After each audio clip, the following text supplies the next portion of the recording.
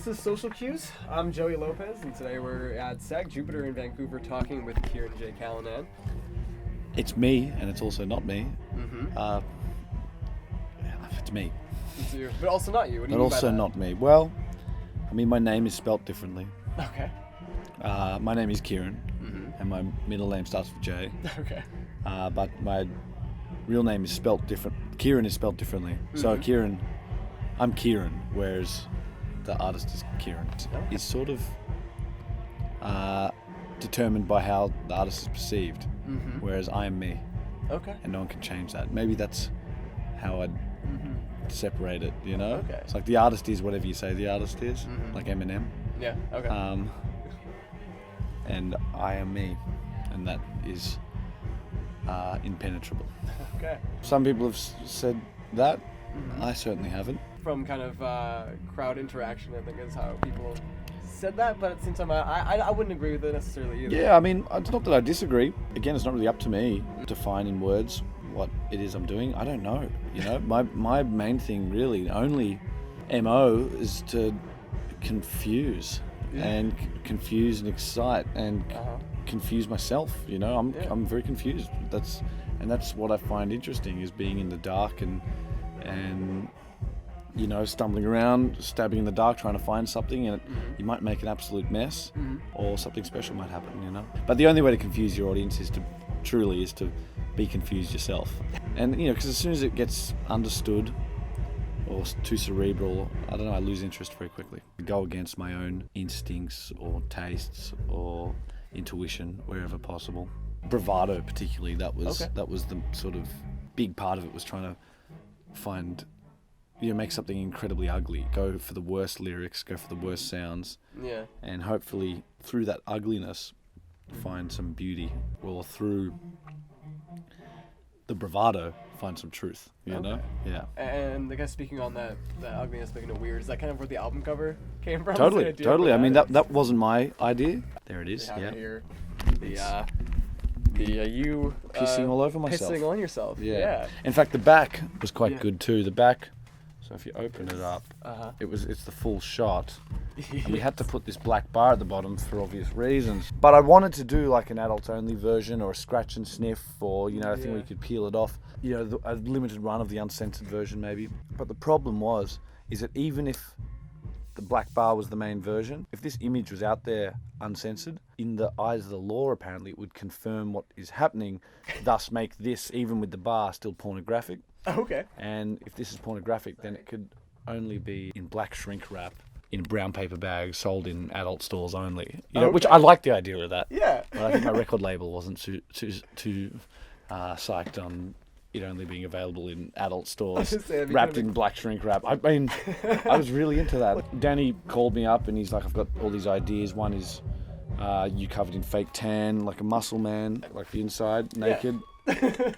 Another is you pissing on yourself. Another is a sunset suit on a sunset backdrop. Okay. And so Danny had all these ideas, and I was like, nope, I hate the lot of them. Really despise all of them. Okay. And that's why we did it. Then I was like, fuck, that was the whole ethos of the album. I need to go with that, with the artwork as well. And I think I lost a lot of fans by doing that, and I certainly upset some people who either misunderstood it or took it as an affront or took it as an opportunity just to be angry, because people were not very happy with this, and they weren't very happy with the inside either. Yeah.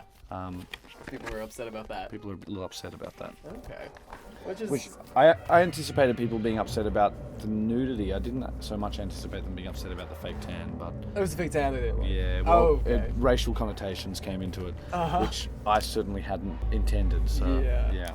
Speaking still on that album, Sad, the song off the album is probably this incredibly powerful pop song. I want to talk about the video a little bit. Where'd you shoot that? Was that Cuba? In Cuba. Yeah. What was the process about that? It seems like you're really just in the middle of Cuba interacting with people, riding that horse. I had a dream that was sort of felt like a Cuba. We had a few $1,000s to make the video, and I called up Danny again, who took those photos, and said, Danny, do you want to go to Cuba? And so I used the video budget to buy 2 return flights from Australia to Cuba. Okay. And that was all we had. You know, we're on the flight heading over, and Danny's sitting next to me, and he told me, "Oh, you know, Kirin, I've never actually shot a music video before." I was like, "What are you talking about? You're a film director." And he's like, "Yeah, but I've never held the camera. I always have DPs." So already I'm kind of stressing, and he's like, "Oh, and by the way, I don't have a camera." So we're flying over to Cuba with no camera, with a guy that's never shot a music video before, although he's a photographer, and he has directed film clips. He'd done some King Gizzard and Courtney Barnett clips. Cool. But anyway, Danny's great. But so, didn't panic too much. We had a layover in LA for a few hours that we used that time to run around like crazy. Managed to find a camera to rent for the week for a few $100, affordable price, and then didn't tell them we're taking it to Cuba. Yeah. Don't think they would have loved that. But yeah, and then went to Cuba, where I think technically you're not allowed to film in the streets. It's a very highly policed, militarized communist country where filming in the streets wasn't taken too kindly. We were stopped a bunch of times. Okay. But we had a local guide who was with us. This is interesting too. He didn't want to be paid in cash. He just wanted to be brought things that he couldn't get in Cuba. So we had a whole suitcase full of like toiletries. He was so excited about the Barbasol shaving cream. Okay. He was very excited about the baby oil. I think he enjoyed anal sex and wanted to have the baby oil for that, which was fantastic. He was very excited about the baby oil. He wanted Reeboks, so we bought him a pair of Reeboks. Cool. Nice. So we'd give him these knickknacks, we called them, at the end of every... bartering system. Yeah, and so he was our guide. But so we got stopped by the military or the police a few times for filming in the streets. Danny would sort of be a bit covert, hiding somewhere across the street as I was dancing in the street. Yeah, because not only were you dancing, you were riding a horse, you were riding a horse. I was on top of a tractor. On top of a tractor, you're on... Yeah, kind of I saw the tractor, and so I asked the guy, "Do you mind if I sit on the tractor or stand on, or just stand in front of the tractor?" Yeah. And he was insisting, in broken English, that not even in my broken Spanish really, insisting that I climb on top of the tractor. Yeah. And he started up and just started driving it down the main street of Trinidad. I mean, I feel like Bravado really is... I feel like it really got a lot of eyes on you. You said you kind of lost some fans from just the album cover and things like that, but I think it also kind of it brought you forward a little bit. I think to more of like a definitely just a bit of like our internet audience, big time, especially with your that's where the crowd sort of shifted. I'd been playing in lots of bands and doing the solo thing on the side. I made Embracism, and that came out on Excel. I think got some good reviews. I think it was perceived as quite a cool record, and I sort of had these hip kids, music heads, and then I took 4 years to make Bravado. Yeah. Way too long. Wow. I mean, I was doing other things. I was playing in other bands and touring with other bands and made some other records as well in that space, but it was 4 years between solo records, and my crowd totally shifted. And like you said, I think it became sort of more internet kids, obviously Big Enough became a meme. Definitely shifted.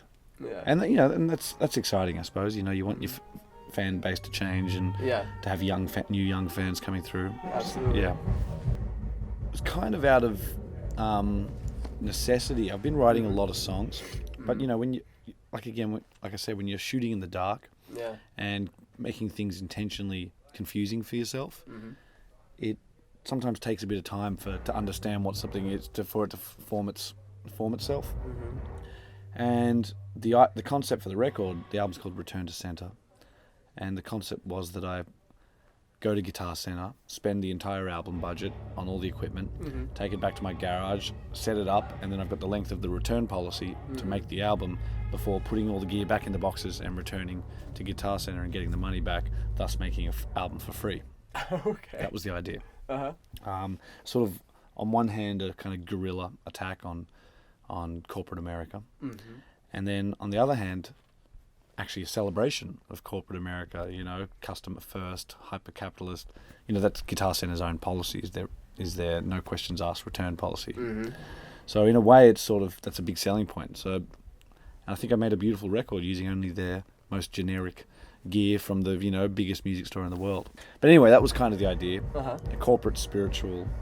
Because of course then there's the Return to Center. It was sort of about a return to what I love about music. Yeah. So just trying to do heartfelt, earnest renditions of some great songs. Well, I got to make another record of originals. Some big ideas, sort of bubbling under the surface. Like I said, I've written a lot, but even some of these new songs I've written aren't so new to me anymore. They're 2 years old. Since Bravado came out, or even older actually. I know I've got to rediscover the inspiration and just sort of dive headfirst in. In a weird twist of fate, we had all of our gear stolen 2 days ago in Portland. So now it's going to force me to start again. Literally have no guitars, no pedals, nothing. So, it could be good. The silver lining is it's a rebirth maybe. Yeah, could be. At least you're looking at the positive. I'm trying. things. I'm trying. I'm sorry to hear that. Yeah, I've had a rough 24 hours. $10,000 worth of gear stolen, and my grandma passed away. Oh my God, I'm so sorry. Yeah, it's been a hard one. Sure. Off the back of a 5-week tour where the shows got they got to a really good place. There was a real sort of deep thing. There was this other thing happening just recently. So it's a shame I'm not going to be doing that show tonight. But still, good on you for coming out here. No, the show goes on. Yeah, no matter what. Even if it's a different show. Yeah, it's still going to be great. From what we saw, that looks like to me. Oh, wonderful. Great. Yeah. Well, that's our time for today. So, cheers, thank Joey. you so much. My pleasure. So, it's Kirin J. Callinan for Social Cues. Again, I'm Joey Lopez. Thanks for watching.